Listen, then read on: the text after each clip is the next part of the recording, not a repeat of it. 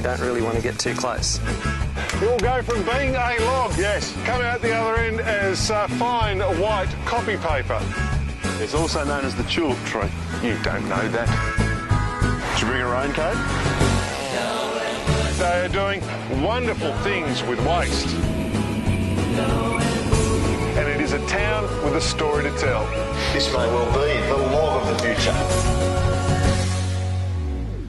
Hello everyone and welcome to Series 5 of Going Bush. Yes, the program that takes you deep into Australia's forests and explores the industry and the interests they support. Let's have a look at what's coming up in the show. Value adding is a catch cry in the forestry game, and nowhere more so than in the Victorian mountain ash forest. We'll follow the journey of one tree from forest floor to finished product. We'll explore the biodiversity of Coffs Harbour, where tropical and temperate forests meet. And that's not how they did it in my day, the massive improvements in bush safety. Yeah, plenty to get through on the program today, and we begin here in the Victorian Central Highlands, Andrew, standing next to a 75-year-old mountain ash. She's magnificent, Nick, and this is the story of native forestry, but it's more than that. It's the story of this one tree.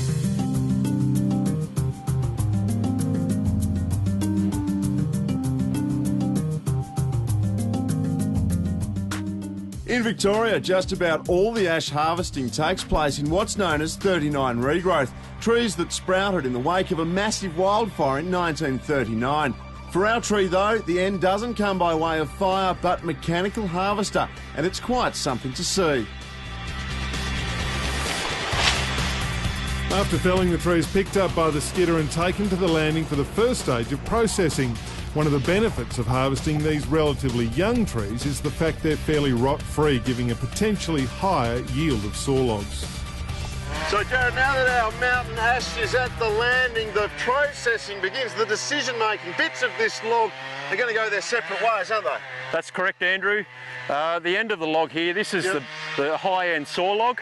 You can see it's nice and clean. This is going to go into sawlog products such as flooring and furniture. OK. As we move further down?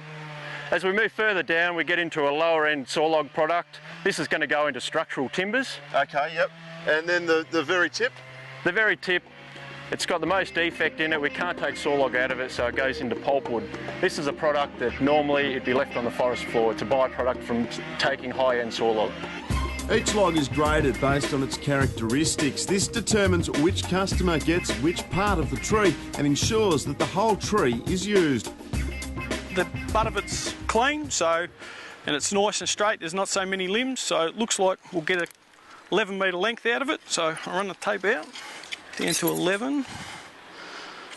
Make sure there's no limbs where we're cutting, and we'll cut it off.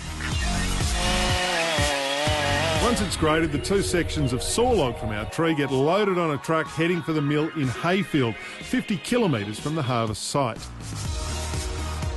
Where the beautiful base of our big mountain ash comes to, guys, the very best of it comes to a sawmill like this, where it gets firstly chopped in half and then chopped into all other sorts of bits and pieces. The middle bit will also be sawed up, Andrew, but that'll go into things which are more sort of merchant grade, maybe housing frames or pallets or something like that. At every stage of the process, more and more effort is being applied to getting maximum value from our tree. The clean, clear cuts of timber take care of themselves, but ingenuity is required to up the value of the offcuts. Even with the low-value timber, we'll endeavour to maximise that through further processing. An example of that is the shed we're in at the moment, the finger-joining laminating line.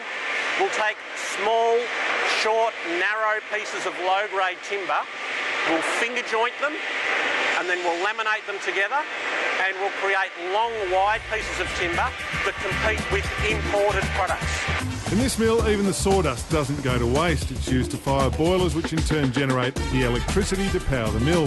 For the sawn timber, the journey has just begun. The lower quality merchant grade for timber framing or structural use, the top-notch appearance grade product for flooring or something even more special.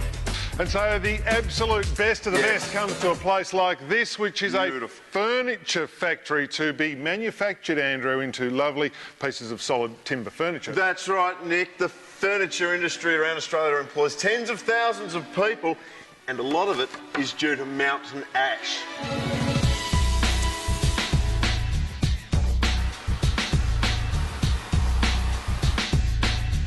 Christian Cole of Christian Cole Furniture is one of those people. His workshop in Outer Melbourne specialises in handmade solid timber furniture.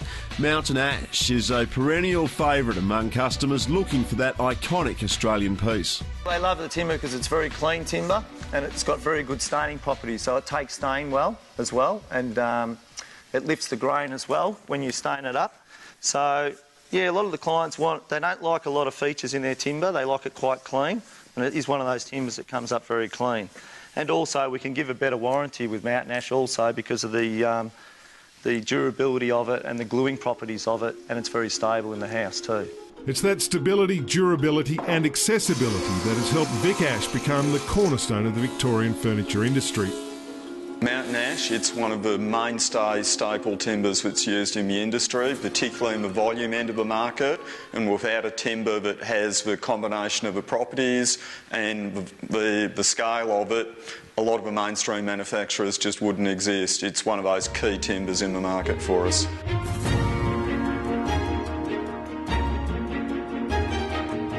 And the continuing prosperity of the Victorian furniture sector is closely linked to a continuing supply of this premium native-grown resource. For us, the native forestry, it is the key and bedrock of the industry, and it's one of the things that makes our furniture unique and beautiful, and without that, there wouldn't be a solid timber industry. Coming up after the break, what happens to the rest of our one tree that doesn't stack up for furniture making? And still to come, the massive leaps and bounds in forest safety.